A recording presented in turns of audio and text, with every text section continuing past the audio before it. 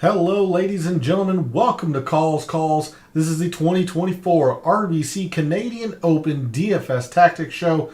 We have the updated forecast, the ownership projections, and much more to cover for this evening to help you optimize and dominate this week in DFS for the RBC Canadian Open. So let's not waste any time. Let's get right into it. All statistics provided tonight and every night are from fantasynational.com. It is the best golf analytics tool out there for your money. It's going to make you a much smarter golf gambler and a much better golf DFS player. Go check out fantasynational.com. You will not regret it. In the description of the video, there are links to all of the social media. First off, my X and Instagram, where normally I post research weekly on the PGA Tour. Did not do so this week, considering, at least for me, Hamilton is a new course, as I did not follow golf very closely in 2019. But normally, I will post research around the some course statistics, the pattern of previous winners of that week's tournament, the players in the field that fit that criteria. So if you want to see the weekly research that I do on the PGA Tour, then give me a follow at your preferred social media site. X is also where I place my weekly betting cards and my top player usage in the DFS contest I play. That always comes out Wednesday evening after the DFS Tactics show, so that'll be out later this evening. So give me a follow over at X if you want to see those bits of information. And then speaking of social media and Wednesday nights, Gabe's handle is in the description. He writes a very good article called The Fringe. It's a great way to start your week of preparation. And if you are a subscriber to his article, which is free to do, you're going to be able to join us in his Substack chat as we continue the DFS talk later on this evening after calls. We talk about game theory, our favorite areas of the price board, our favorite 6K and perhaps 5K plays, players that we're fading. So you don't want to miss out on that. It's great discussion every week. So the only way you're going to be able to join us, again, is if you are a subscriber to his article. So go show him some support. Follow him over on social media as well. And then lastly, we are live. Chat is open. I want to hear from you all. I've got the poll question typed up for the week. Pretty simple one, but I would love to hear your all's input on it. Want to hear from you all in terms of who are you targeting, who are you staying away from, all of the good stuff that we normally talk about on a Wednesday evening. So let's figure out our strategies and our tactics for the 2024 RBC Canadian Open. And we start, as we always do, with the super forecast. As soon as my chair will move. The super forecast over at Windfinder. And this week's poll question, very, very simple. Who is your winner this week for the RBC Canadian Open? Now, understand I only have 4 choices, so kind of limited. But who's your winner? Is it Rory? Is it Tommy? Is it Corey Connors? Or if it's somebody else, put it in the comments or put it in chat. So who is your winner this week for the RBC Canadian Open? And I will make sure to answer my question at the end of the show. We look at the extended forecast with Windfinder. And not a lot going on. Monday, the winds seemed pretty calm. And they're mostly calm for the majority of the tournament. We might get a little bit of wind towards the later end of the morning session and the beginning portion of the afternoon wave. With this, I can understand the argument that if you wanted to make such the argument that the Friday or the Thursday PM, Friday AM has a slight favor. I understand it. I'm just not factoring it in. I'm just going to play my guys regardless of what half of the draw that they are on. I just don't see enough here to separate or exclude any players based on this forecast. Of course, if you have the capability, the luxury to stay up late, get the next forecast, or if you have the ability to wake up extremely early tomorrow morning and check the forecast, I'm always going to suggest you do that. If this is indeed your last forecast that you're able to look at, I'm not going to play any favor. Again, I can understand the argument if you wanted to put a small, and I mean very small, Thursday PM, Friday AM favor in your calculations. I'm just not doing that. And then if we zoom out, take a look at the weekend.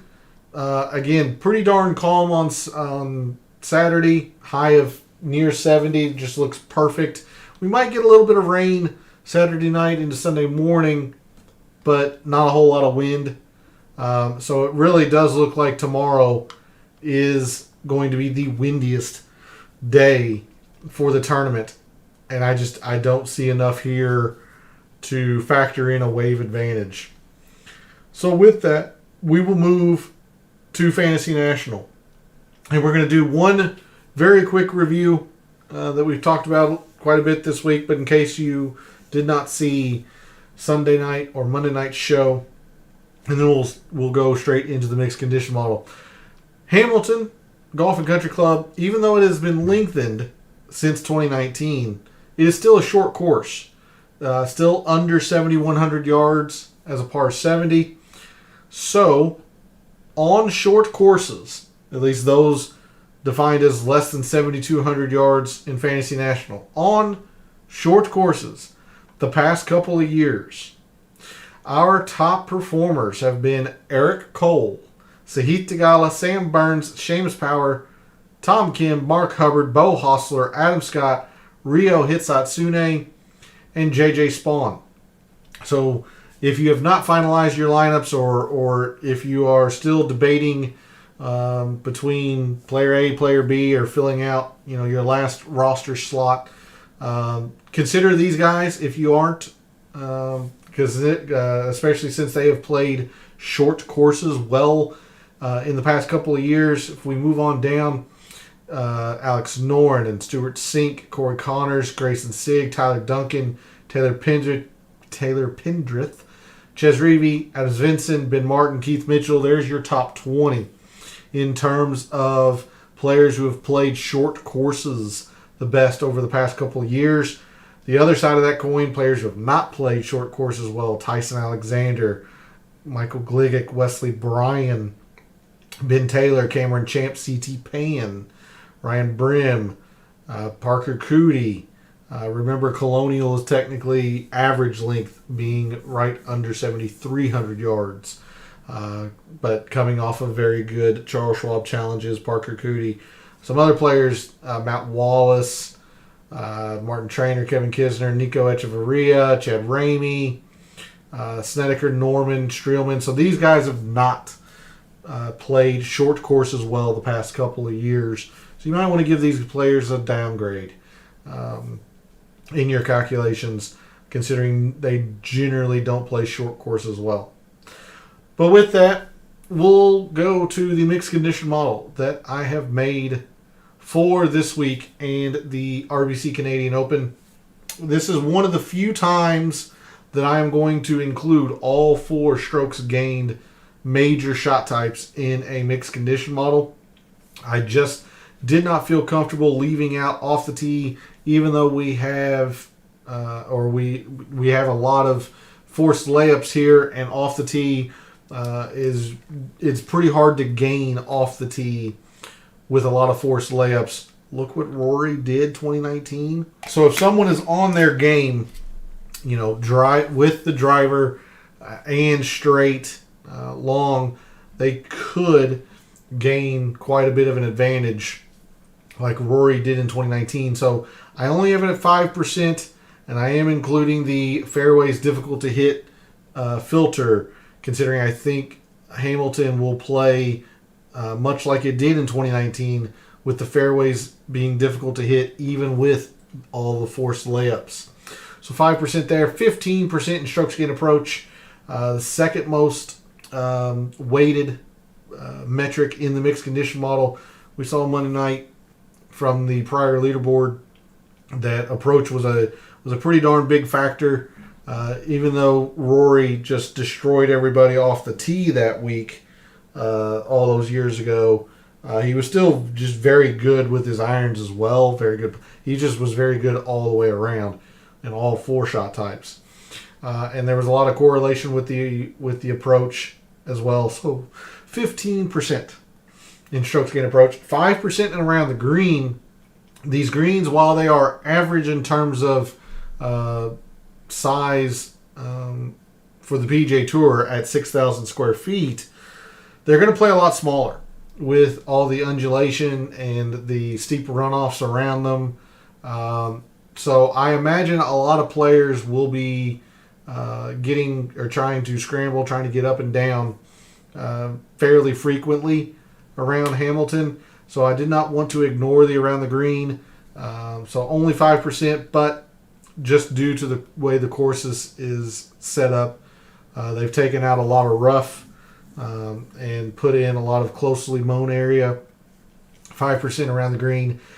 Only 10% in bent putting, because you'll notice that I'm only looking at bent greens.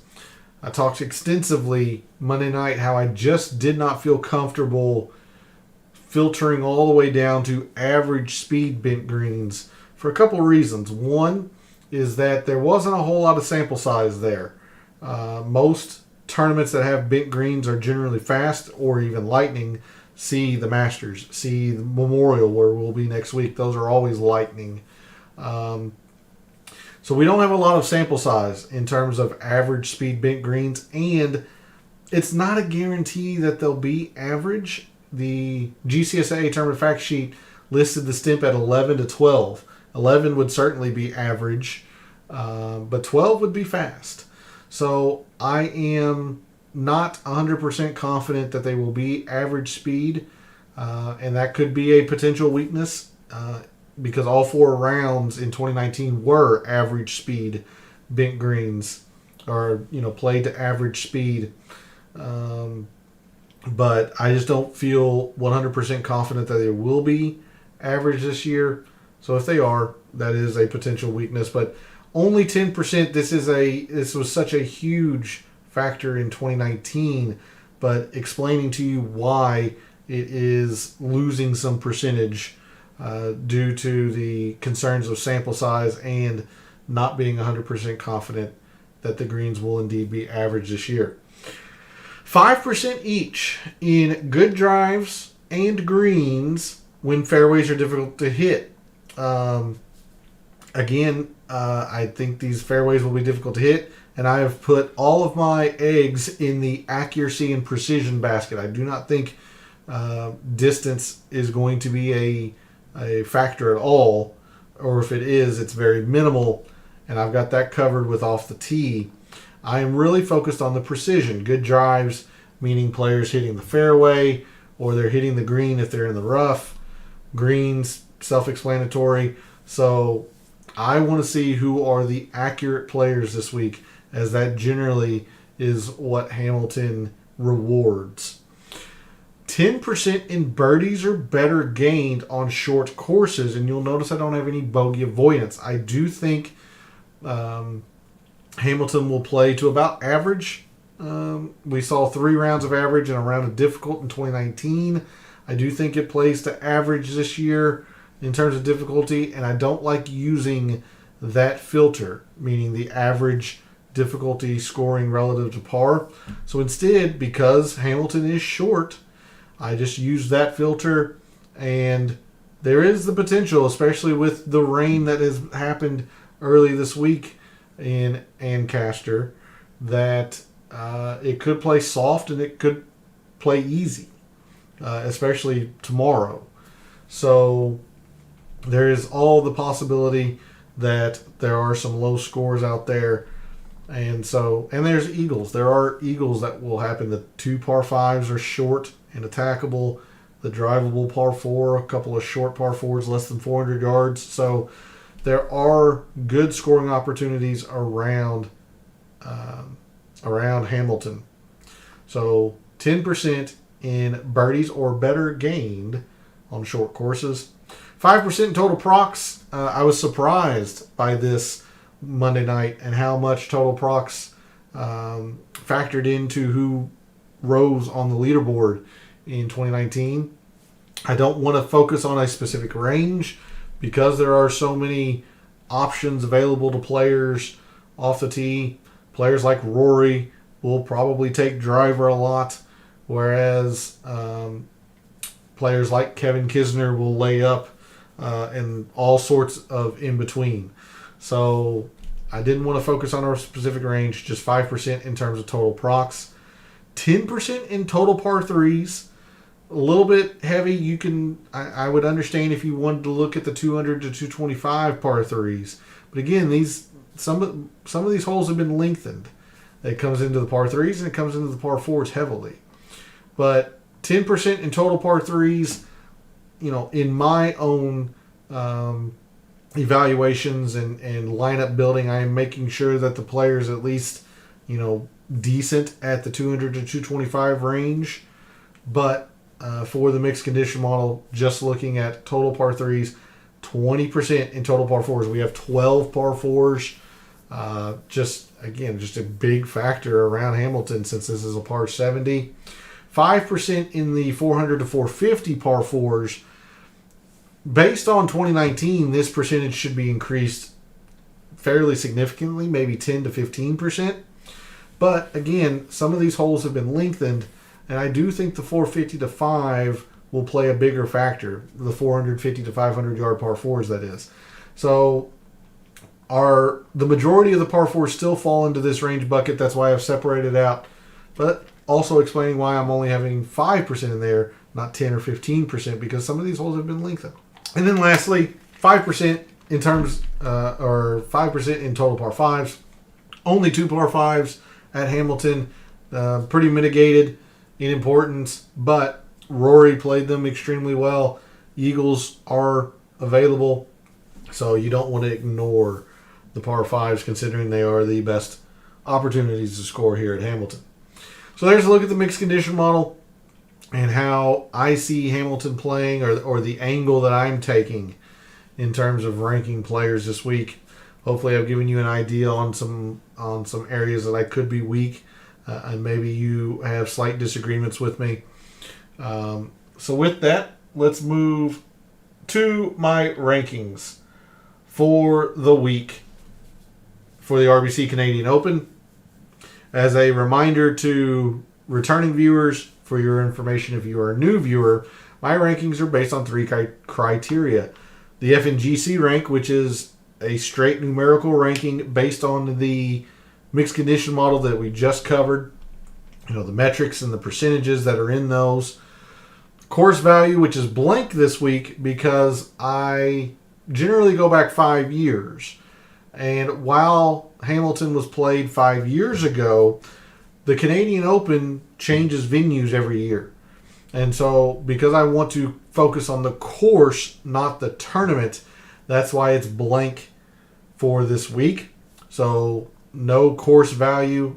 I left it up just for this explanation. We can actually hide that column since there is no course value. That generally is a part of my rankings. And then we are playing DFS. We're trying to find unique options against our fellow contestants. So percent owned, projected by Fantasy National. These are Fantasy National projected ownerships. That also factors into my rankings. So while I'm on that topic, you'll have to give me one moment as I pull up Gabe's source of ownerships. He is kind enough to share that with me, and I meant to have that up. So there you go. So I'll have this up over to the side, so we'll have 2 sources of projected ownerships. My rankings go as such. Corey Connors is my number 1 player this week. Kind of a slight asterisk because he's getting helped by the fact that he is slightly less owned than Rory. You see Rory by the pure numbers is the number 1 player according to Fantasy National. But Corey Connors, number 1 in my rankings. Number 2 is Rory. Sahith Theegala, 3rd. Akshay Bhatia and Shane Lowry round out the top 5. Alex Noren, Justin Lauer at 6,400 comes in 7th. Mark Hubbard Aaron Wright, and Keith Mitchell round out my top 10. Justin Lauer, a little bit of a surprise maybe, catapulting all the way up to 7th, but you see he rated out extremely well. He has been 5th the last 24 rounds in par 4s, and that is, the most heavily weighted metric in the mixed condition model, so he's naturally going to rise. The irons have been actually okay the past 24 rounds as well. He has putt bent exceptionally well the past 2 years, 24 months. Where he has struggled, he has not necessarily gotten a lot of birdies on short courses, and his off-the-tee game can lack a little bit. I do think off-the-tee is the most mitigated of the 4 major shot types here at Hamilton, so I'm not too terribly worried about that. You see, he actually is getting a little bit of a look from members of Fantasy National, but I completely understand why Justin Lauer rose quite a bit. I'm a little shocked that he's all the way up to 8th, but numbers don't lie. I mean, 5th in par 4s, top 10 in bent putting. Everyone else is probably pretty self-explanatory. Tommy Fleetwood has not been in great form the past, really in the 2024 season, so that's why he's falling. You see the irons. Birdies are better actually on short courses, haven't been strong, but the number 1 player on par 4s. So a little surprising maybe that Tommy Fleetwood isn't in the top 10. But again, he has not been in the best form for 2024. Everyone else, pretty self-explanatory. Connors, Rory, Tagala. Batty has been in great form as well. Shane Lowry's been in good form. So pretty solid rankings, at least compared to what I was what I expected. So now let's go into the price board, figure out where our fellow contestants seem to be going in various areas of the price board, and figure out if there are any pivots and which pivots we might want to turn to. So in the 5 digits, in the 10Ks, we have 4 players. Rory, Sahith Theegala at 10.5, Tommy at 10.3, Shane Lowry at 10.1. You see all of these players rated out extremely well. None of them outside the top 15. 3 of the 4 inside the top 5. I'm probably, a little bit lower on Shane Lowry than what maybe 5th would suggest, but it still makes a lot of sense. 10th in par 4s, 6th in irons in the last 24 months in this field. So a lot to like there. Of course, Rory, most projected owned player in the field, 38% per Gabe's source. So it does appear that some of the members of Fantasy National are trying to beat Rory. And much like I said last week with Scotty Scheffler, it's a very dangerous game to play. But if you're willing to do it, you're going to gain a lot of uniqueness right off the bat. And if he happens to struggle, you're going to be in a really good spot. I tried that last week. For the first round, I looked like a genius because Scotty struggled. And then Scotty did Scotty things, and I lost. So it is what it is. It's whether you're willing to take that chance. Rory should play really, really darn well considering he won the last time we were at Hamilton. I do like Sahith Theegala quite a bit as well. This feels like a very good fit for him, despite the fact that the around the green has been really bad the last 24 months. He's a much better short game player than what this suggests. Number 1 on par 3 total par 3s. Again, we were more, or you might want to look at the 200 to 225, but in terms of total par 3s, he is the number 1 par 3 performer past 24 rounds or 3 months. He goes low. He has the propensity to go low, especially on short courses. Number 1 putter on bent, so a lot to like with Sahith Theegala. Fleetwood's fine. It's going to be popular, but Fleetwood's fine. Lowry is the pivot, and he's not really a pivot. I mean, he's at 15% at both places, Fantasy National and per Gabe's source. So a lot of our fellow contestants seem to be in the 10Ks and the 9s. Looking like Stars and Scrubs is probably the default build seemingly. So it'll be interesting to see where people are going in the 6s or maybe even the 5s. But in the 10Ks for me, I think I have to make Rory my number one player, just like the rankings. The winner, the last time the tournament was held here, I see no reason for him not to repeat, at least playing well. Can't say repeat champion, but third in par fours. The irons are good. Putter has been really darn good on bent. So I really like Rory. I like Sahith Theegala as well. He's hovering right at 18% at both places. Now, Fantasy National and Gabe Source, they are most conflicted on Tommy Fleetwood. Fantasy National members are only at 14.5% on Tommy, whereas Gabe Source, which is more in line probably with the general public, Tommy Fleetwood's at 21%. So thinking Tommy's at 21% instead of 14.5%, I'd be a little bit less inclined to use Tommy, but I think he's fine. I think should be fine. Good evening, P. Thanks for jumping in chat. Much appreciated. Hopefully you are ready for the RBC Canadian Open. We're going to try and get some momentum after a solid PGA and then a disastrous Charles Schwab. So we're gonna try and get back to our winning ways here this week. But it's good to see you in chat. Hopefully all has been well. And then I am lowest on Shane Lowry in the 10Ks. You can't play everybody, so Shane Lowry's probably going to be a fade. I might have him a time or two, but really I am, whenever I can afford it, I'm going Rory. And if I can't afford Rory, I'm going Sahith Theegala. And then a little concerned with Tommy's ownership being at 21% per Gabe Source. So we move to the 9s. Noren, Cam Young, Connors, Burns, Mav McNeely, and Adam Scott. Everybody in here is getting a whole lot of ownership as well. The lowest being Adam Scott at 14%, 12% per Fantasy National. So Burns and Adam Scott per Fantasy National, pretty similar. I don't like Burns. I don't like this fit for him. He can get pretty darn wayward. Granted, that's with the driver, so maybe he stays more accurate having the club down.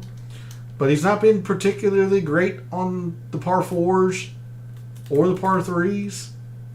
So I'm pretty concerned about Sam Burns. So I'm not going to be here this week.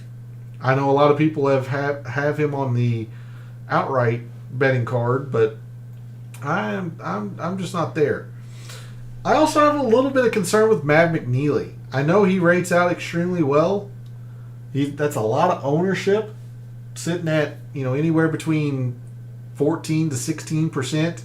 Yes, 6th in par 4s, tied with Sahith Theegala for number 1 in bent putting. But look, when fairways are difficult to hit, he has not performed well. You see off the tee, been really bad. Good drives, greens. When fairways have been difficult to hit, he's struggled. So I do have a little bit of concern with Mav McNeely as well. So these two, Sam Burns I'm completely out on.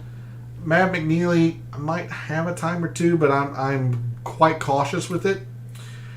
The chalk that I'll definitely eat some Corey Connors chalk. I think it's just a solid play. Whether or not he wins, whatever. I just think he's you can pencil him in pretty much for a top 30. Famous last words. You can quote me next week when he misses the cut, but I just think it's just a good solid play. I'm a little surprised he's not all the way up to 20%. Instead, it's Alex Noren who's getting that much attention, and I guess I can see it. 2nd in par 4s. The irons have been very good, but much like Mav McNeely, when fairways have been difficult to hit, he's struggled. Not necessarily as much as Mav McNeely. And you see the around the green game, number 1. But 100th in good drives, 93rd in greens. I'm going to be a little bit cautious on Noren as well. I can't call it a full fade. I'm sure I'll have him a little bit, especially considering he rated 6th in my rankings. But I'm a little bit cautious, especially since I think these fairways will be difficult to hit this week. Cam Young's quite a bit of a wild card.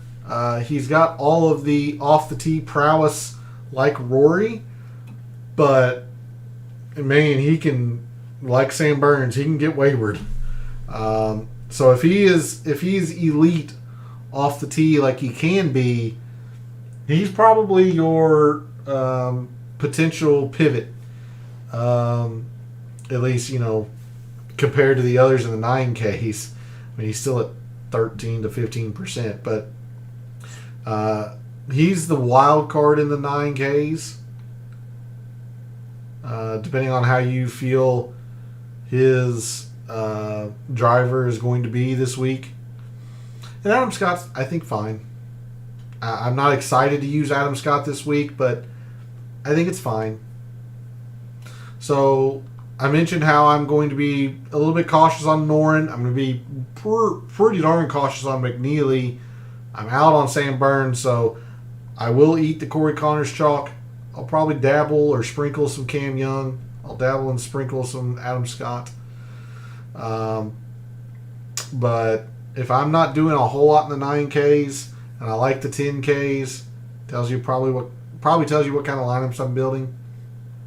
Moving into the 8s, Aaron Rai feels like a very good course fit, although he has kind of struggled on short courses. Not just birdies are better, but I mean he's kind of struggled on short courses. So be mindful of that. And his ownership, while Fantasy National is a lot higher on him, I still expect him to be pretty popular, considering the idea of precision over distance, and that's what Aaron Rai is. So he'll be popular. I think it's fine, just not excited about it. I do like Keith Mitchell quite a bit, especially if it does play a little bit more difficult than we might expect. Again, the birdies are better on short courses, but he is the number one off the tee player when fairways are difficult to hit. 7th in good drives, 8th with greens. Like the irons have been solid. 11th in approach. I like Keith Mitchell quite a bit, but he is a little bit popular as well. Anywhere from 11 to 15%, depending on what source you want to trust, Fantasy National or Gabe's. But I do like Keith Mitchell. Love Tom Kim this week.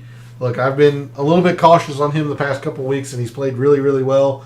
So now that I'm on him, that means you need to jump off of him. But I do like Tom Kim quite a bit this week. Feels like a good fit for him. Shorter course, not overly difficult. So I like Tom Kim quite a bit. In the 8Ks, your potential pivots are Adam Hadwin, Eric Van Rooyen, and Nick Taylor.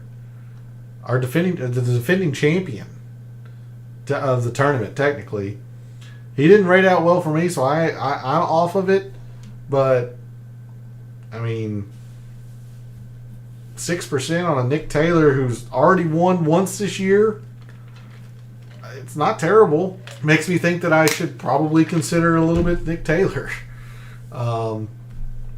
The par 3s haven't been good, so that could be an issue, I suppose. But, man, that's surprising to see Nick Taylor at 6%. Batia, fine. Struggles on bent, but, I mean, he's not generally a good putter anyway. Going to be popular, so be aware of that. He's sitting at anywhere from 12 to 13%. But I like it. It's fine. Hadwin, interesting, but he's not been in good form lately. I don't know. Maybe worth a time or two. I don't really like Eric Van Rooyen this week. I think I'd much rather use Adam Hadwin than EVR. But like I said, I love Tom Kim. I really like Keith Mitchell. I hope his ownership doesn't inflate too high. I'm really kind of considering Nick Taylor, despite how low he rated. just kind of feels like a good Nick Taylor course. And I'm completely out on Mackenzie Hughes. This is my bold, where I'm planting my flag, if you will. That and him and Shane Lowry. So if Lowry plays well, if Mackenzie Hughes plays well, I'll lose. I'm just not. I'm worried about Hughes' irons. He actually hadn't been all that great on short courses either. So yeah, I'm just out on Mackenzie Hughes. Oh, and Matt McNeely. I'm out on McNeely and Burns as well. So if those players play well, I'll lose. But in the 8Ks, Aaron Rye's fine, just extremely popular, but it's fine. I'm more so going Keith Mitchell, Tom Kim. I'll probably sprinkle some Nick Taylor. Upper sevens. Mark Hubbard rated out well. Normally will for me, just due to the type of player he is. 11% per Fantasy National and only 7% per Gabe Source. So that's quite interesting, considering, top 5 in par 4s. The irons have been good. I guess people are scared away by the par 3s and the off the tee. Seeing him at 7% per Gabe Source and only 11 at Fantasy National, maybe you use a little bit of Mark Hubbard because he's generally pretty popular. But if he's going to be that low, that's quite interesting. Taylor Pendrith is somebody to take a look at, but he's garnering some attention. Pendrith anywhere between 9 and 12%. But I do like Taylor Pendrith this week. Despite his length, he's actually better on short courses where you take the driver out of his hand. So I like Taylor Pendrith. I want to like Kevin Yu with the ball striking. Second off the tee. Fairway's difficult to hit. 9th in approach. But the par 4s, he's been pretty bad. He's taking advantage of the par 5s, which there are only 2 of. But he's been pretty bad on the par 4s. So I'm not. I want to like him, but there's enough here to be cautious. Davis Thompson, only one poor metric. It was the putting. You can take a look at Davis Thompson. He sits at 13.5% per Gabe Source. So the general public seems to be on Davis Thompson as opposed to the Fantasy National members. So maybe a reason to be a little wary. Because I was hoping he would be, this 9%, but 13.5 per Gabe Source. So in the upper sevens, if Mark Hubbard's indeed going to be unique, I'll probably be overweight on Mark Hubbard. So if he doesn't play well, I'll lose. I do like Taylor Pendrith, just, a little bit more popular than I was hoping. In between 9 to 12%. No thanks on Matt Wallace. Berger, he's been showing some good form lately, but I don't know. I still want to see him contend, I guess, instead of just making the cut. I just kind of want to see him contend. Looks like we got a few answers in chat, or at least with the poll question. So if you are picking somebody else to win, put it in the comments of the show, or feel free to drop in chat and let us know live who your pick is. And I'll make sure to give my answer at the end of the show. Moving to the mid and low sevens, Gim rated out well, but he's going to be popular with the narrative of precision. Of course, the putter, not great, but bent is his preferred surface more than likely, so you can think about it, but he's got a couple of things pretty darn rotten, if I'm going to be honest. Maybe a time or two. Svensson's garnering a lot of attention for the Canadian narrative. The irons have actually been very solid lately, so I get it. Especially considering he was just missed out on being in my top 15, but he's going to be popular. So I don't see any issue in using him. You're going to have to find some uniqueness around this price or elsewhere if you're going to use Adam Svensson. Seamus Power maybe too. Top top 20 in irons. He actually really likes short courses. That's his preferred course type. So probably want to take a pretty long look at Seamus Power because he's not getting a lot of use either. So Seamus Power and Mark Hubbard right now are the two players that if they don't play well, I'll lose because I'm thinking about being overweight on both of these guys. And then at 7,000 even, I kind of like Ryo Hitsatsune. I mentioned him last week. He didn't have the good half of the draw. I believe he played okay. So you can take a look at Ryo Hitsatsune as well. He generally plays shorter course as well. Moving into the 6Ks. Look, I know he doesn't rate out well. I'm all about some Eric Cole. The shorter the course, the better for him. And he's on bent. He's the number one birdie or better player on short courses. I know he didn't rate out well because of the par fours. The irons haven't been as strong. I really like Eric Cole this week. Let's see. In the 6Ks, no one garnering a lot of attention. It's it's kind of barren actually. Eric Cole 8% and Mac Meisner at 8.5%. So Fantasy National members are jumping to CT Pan a little bit. Okay, that's fine. But despite his lack of distance, he actually has not played short courses well the past couple of years. If you go back to the beginning of the show, he was near the bottom in terms of short course performance. So, yeah, something to be a little bit worried about there. Justin Lauer, we talked about in the reveal of the top 10, should be fine. I do have a little bit of concern with his short course performance. He can struggle off the tee, but that's probably mitigated. Probably a decent play, I think, in the 6Ks, Justin Lauer. Then at the bottom portion of the 6K, Dylan Wu's been playing fairly well lately. You can think about him. Jacob Bridgman rated out pretty strong. Don't know how much I'm confident in that. They're definitely unique plays. Bryce Garnett getting quite a bit of attention per Fantasy National as well.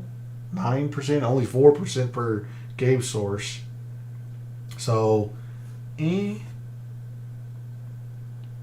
don't know. I guess it's about the par fours and the irons. Yeah, okay, I can see it. So if you come all the way over here to a lot of the metrics, I only have 5% in. Look at Bryce Garnett, top 20 in total procs. These shorter par fours, he's been generally pretty good. So I can see it, sure. But if his ownership creeps up into the 5-6% range, I would probably think about going somewhere else. But the Mad Scientist play this week is at 6,000 even. It's Party Martin Laird. Just outside my top 10. Par fours, he's been excellent. He's not generally a good putter, and he's been top 30 on bent in this field. The irons are always pretty solid, and he's been third and around the green. So I really like Martin Laird this week. Party Marty per Gabe Source, 2.5%. Easy 4.5% at Fantasy National. That's the Mad Scientist play this week. I'll be way overweight on Martin Laird. I'm going to have more than 5% Martin Laird. And if he doesn't play well, he's going to blow up some lineups. But I really like Martin Laird. And then in the 5Ks, I do want to give you a name to consider.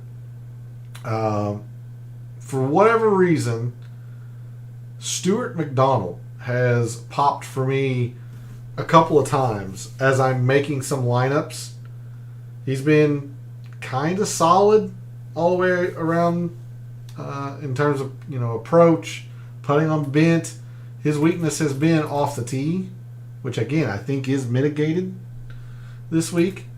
So in the 5Ks, if you're trying to get really greedy, maybe fit a Rory and a Connors, which that's going to be extremely popular, but or a Sahith Theegala and Tommy Fleetwood. If you're trying to get quite a bit squeezed up into the top, and you need to come down to the 5s, I do want to give you the name Stuart McDonald.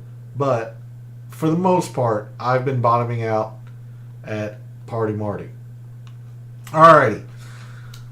Let's start making some lineups, and then we'll move to Classic. For those who play tiers contests, Tier 1, we have Rory, Sahith Theegala, and Tommy Fleetwood. I like all three of these players. I think Tommy's third of these three. It's really hard for me to pick against Rory. So I think I'll take Rory and try to find some uniqueness elsewhere. But if you want to play Sahith Theegala in a tiers contest, I don't blame you one bit, because he's going to be more unique than Rory, guaranteed. And this should suit him pretty well. But I will take Rory in Tier 1. Tier 2, Lowry, Noren, Cam Young, Corey Connors, and McNeely.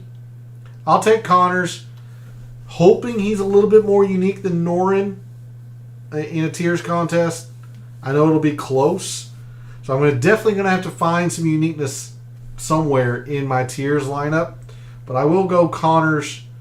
Number one player in my rankings. I think it's just a solid play. So give me Connors in Tier 2. Tier 3, Burns, Adam Scott, Aaron Rai, Keith Mitchell, and Adam Hadwin. Pretty easy for me. I'll take Keith Mitchell. You can think about Adam Scott. I don't hate it. I mentioned how I'm completely off Sam Burns. Hadwin, definitely unique. I don't feel great about it. So I'm going to go with Keith Mitchell in Tier 3, thinking I've got a decent amount of uniqueness here. So Sharp Buddy is betting Mav. I've seen quite a few people on Mav. I mentioned this when we were going through the price board. My concern with Mav, because he's been in great form. The par fours, number one putter on bent with Sahith Theegala in the past 2 years. But when fairways have been difficult to hit, which I think these fairways will be difficult to hit, based on the renovations and the contouring of the fairways, you see Mav's numbers here, really bad off the tee when fairways are difficult to hit. And when they are difficult to hit, he has not hit a lot of greens. He's not hit a lot of fairways, especially in DFS with him being as popular as he is. 15, near 16% per Fantasy National, 14.5% per Game Source. I think it's a fade for DFS. But, there's no denying the fact that he's been in really, really good form lately. So, coming back to tiers contest, Tier 4, Tom Kim, Mackenzie Hughes, EVR, Batia, Nick Taylor, Mark Hubbard, and Daniel Berger. Several options I like in here. I've talked about Nick Taylor and how unique he is, surprisingly. Mark Hubbard seems to be getting underowned or underplayed. But for me, I'm going to go with Tom Kim. I know he's probably the most popular player in this tier. Maybe Batia is. But you're going to see Tom Kim quite a bit later on tonight, i.e. betting card, DFS lineups. I love me some Tom Kim this week. Tier 5, Davis Thompson, Pendrith, Wallace, Griffin, Kevin Yu, Doug Gim, and Højgaard. Doug Gim by 4. He rated out well. It's all about the putter for him. In Tier 5, Pendrith's probably the most chalky play, good play. I'm actually going to go with Kevin Yu. I'll stick to my my gut feeling early in the week that I felt like Kevin Yu, this would be a good fit. He's definitely going to be unique compared to Taylor Pendrith in the tier, compared to Gim in the tier. So give me Kevin Yu and gain a lot of uniqueness in Tier 5. Finally, Tier 6, Lauer, Lashley, Victor Peri, Kazire, Hoffman, JJ Spawn, and Dylan Wu. Not really all that close. Justin Lauer's top 10 in my rankings. So we'll go with Justin Lauer in Tier 6. This tier's construction goes Rory, although I do not blame you one bit if you go to Gala. We'll go Rory, Corey Connors, Keith Mitchell in Tier 3. Tier 4 will be Tom Kim. Tier 5 will be Kevin Yu. Tier 6, Justin Lauer. All right. With that, let's make some classic lineups. Try to build some uniqueness in these big GPPs. Figure out what the best strategy is and how we're going to rise and make some big bucks this week. So first thing we're going to do, we're going to try and build some of these chalky lineups that our fellow contestants seem to be making. Rory, overwhelmingly the most popular player. 23% at Fantasy National, 38.5% per Gabe Source. So the question, at least when you're building your lineups, first question you have to ask is, are you going to use Rory or are you going to try to beat him? So in these chalky lineups, looks like we're going to be using Rory here. And really, there's not a whole lot being looked at in the low 7s. In the 6s, we have a couple of 9%ers in the 6Ks per Gabe Source. Now, per Fantasy National, Adams Vinson getting some love. Doug Gim is going to be, fairly popular in his range. But even so, we're still having to average about mid to upper 7s for all three of these players. So using Rory, if we're going to try to recreate this chalky lineup, doesn't look like our fellow contestants are going into the 9s. Or if they are, then they're dropping into the 6, and there is no consensus on where to go in the 6s. Couple of different lines of thinking there. So we'll just try to squeeze in as much ownership in this as we can. We'll go Pendrith at 76, Berger at 77, and then Hubbard at 79. This is right at 50,000, but not as high as you might think, just because there seems to be a whole lot of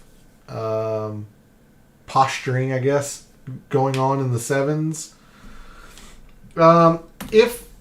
If we use the two most popular players, in my estimation, I think Rory Connors or Rory Noren is going to be a pretty popular start.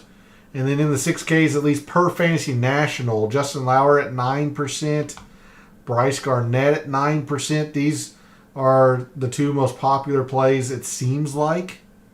Maybe Ben Martin at 8%, but if we look at Gabe's source, like Justin Lauer at 64 is only 4%. Bryce Garnett's only 4%. Ben Martin's 2.5%. So, not a whole lot, at least in terms of by Gabe's source. So we'll throw in Bryce Garnett, considering I kind of like Justin Lauer.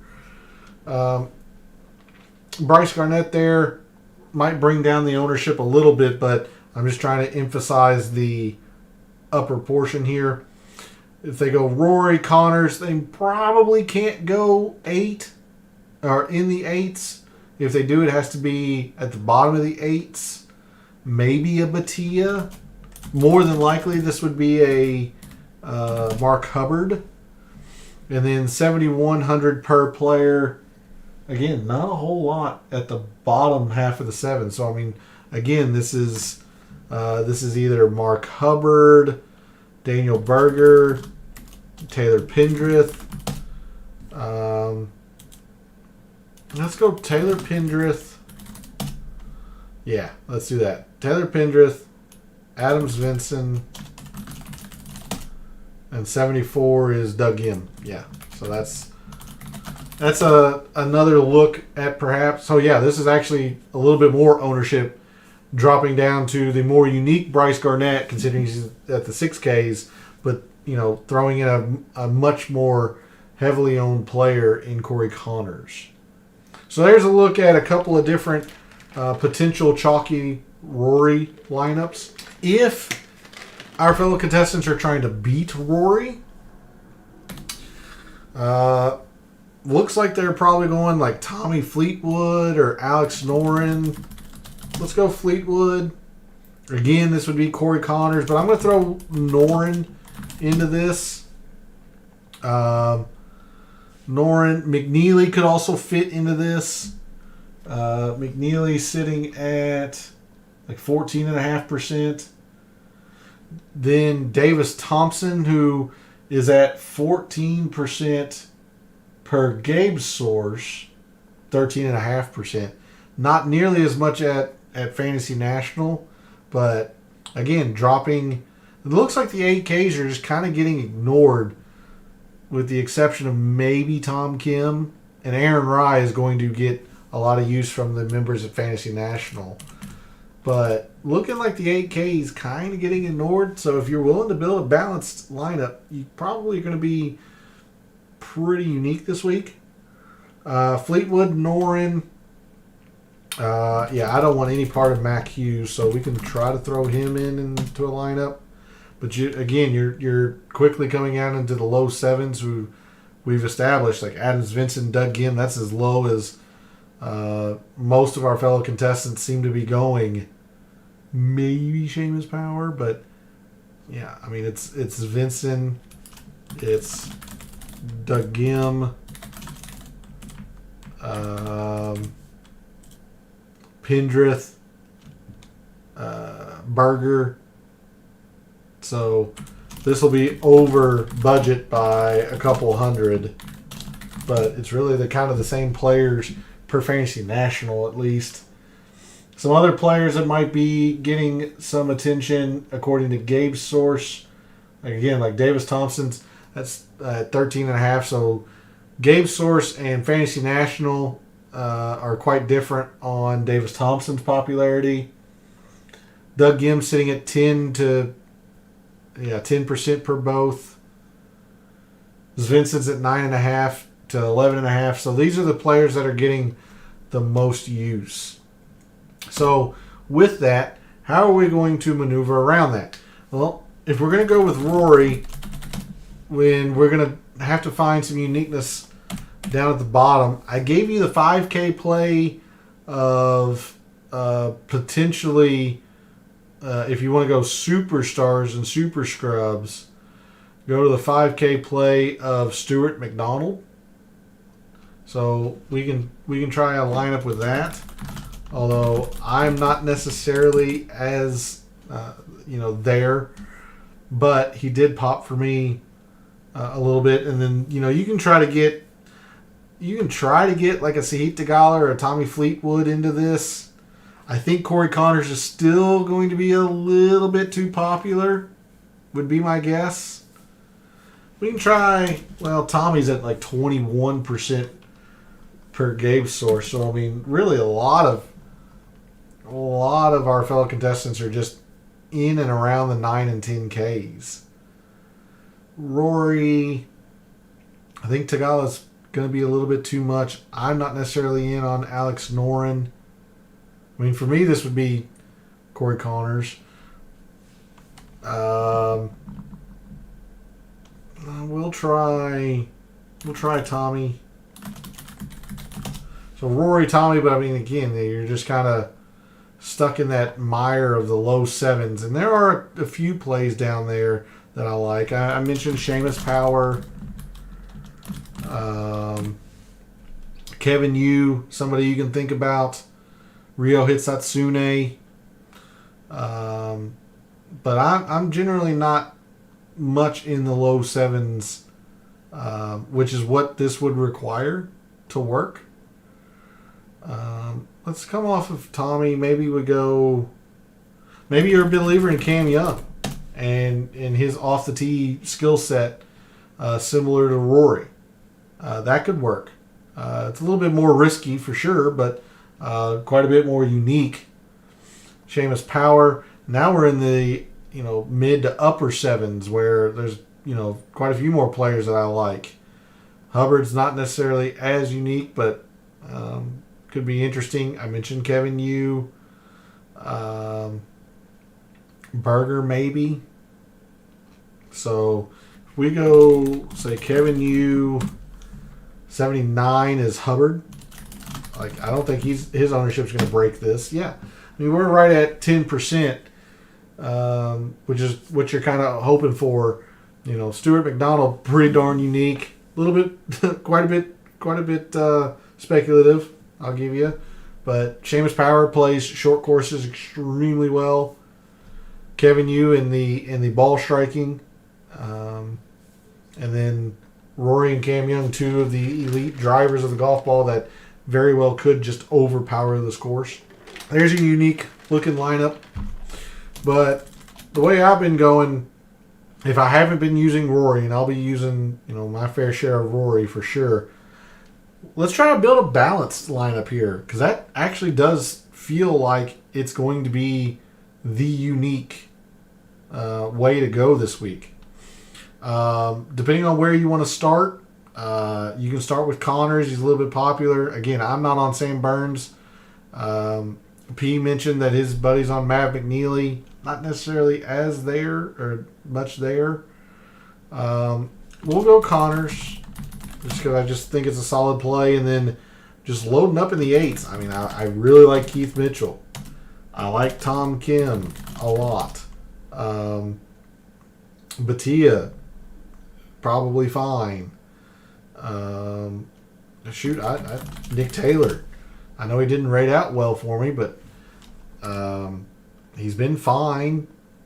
Par threes are a little bit worrisome, but at anywhere between 4 and 6%, absolutely be willing to use some Nick Taylor. We still have 7,600 per player. Based on Fantasy National, Davis Thompson's kind of unique. And that gives us 7,400, which is maybe Doug Gim. Maybe you like Adams Vinson quite a bit. Seamus Power again. Ryo Hitsatsune, who I like. I like the player quite a bit. And you still have 400 here to maneuver around. Maybe you want to try to squeeze in Alex Noren instead. Maybe you try to get a Corey Connors and a McNeely or an Adam Scott. Maybe you're so extremely high on Aaron Rye that you need to fit him in. And you got some maneuverability in here as well. So I'll stick around for a couple minutes, see if anyone has any questions. Poll question. Who is your winner of the RBC Canadian? We had one vote for Rory, a couple for someone else. My pick is other. I am going to go on a slight limb. I'm going to pick Tom Kim to win. Again, I've been off of him for the past couple of weeks. He's played well. So now that I'm on him, you need to abandon ship immediately. But I'm going to pick Tom Kim to win. I like this course fit for him. Shorter course. He generally plays easier course as well. And while this probably will play average, it's not overly difficult. So I do like that for him. And then my one and done is also going to be Tom Kim. I'm just pretty darn confident in Tom Kim this week. So now that I've put all of my chips in the middle of the table for Tom Kim, I will absolutely it will absolutely not work out well for me this week. But that is what I have for you all in terms of a DFS Tactics show. Thanks to P for jumping in chat. Thanks to everyone else out there who tunes in, watches, listens, supports the channel by liking the videos, commenting, and subscribing. I always appreciate it. Reminder that I'm going to be over in Gabe's Substack chat shortly after the show. We're going to continue the DFS talk over there. We're going to talk about our game theory, our favorite area of the price board, all of that. So you don't want to miss out on that. The only way you're going to be able to join us is if you are subscribed to his article. Win some money with the Queen on it. That's right. Absolutely. So yeah, thanks to P for jumping in chat. Thanks to everyone else who supports the channel. Love what I do. Trying to help us all win a little bit of money in the process. Hey, Gabe, I'll be over in your chat here momentarily, just wrapping up the show. So for all the wagers you've made this week for the RBC Canadian Open, for all the DFS contests you play this week for the RBC Canadian Open, for this weekend and every weekend, may all your bets be profitable.